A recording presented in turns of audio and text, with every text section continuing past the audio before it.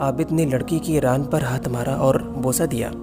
फिर शैतान उसके पीछे पड़ा और उसकी खूबसूरती उसकी आंखों में जतलाने लगा और उसके नफ्स को उभारने लगा, हत्ता कि वो गुनाह में मुब्तला हुआ और वो हमला हो गई और एक लड़का भी पैदा हो गया। फिर शैतान उसके पास आया और कहा कि आपका क्या ख्याल है कि जब उस लड़की के भाई आएंगे जिसने तेरा बच्चा जना है तो वो तेरा क्या हशर करेंगे? तो ऐसा करके उसके बेटे को ज़बह करके दफन कर दे और ये लड़की अपने भाइयों से खौफ के मारे इस गुनाह को छुपा लेगी। चुनाचे उसने लड़के को कत्ल कर दिया। फिर शैतान ने कहा कि तुम क्या समझते हो कि तुमने जो करतूत की है ये लड़की अपने भाइयों से जिक्र नहीं करेगी? तुम उसको भी पकड़ कर ज़बह कर दो और उसके बेटे के साथ इसको भी दफन कर दो।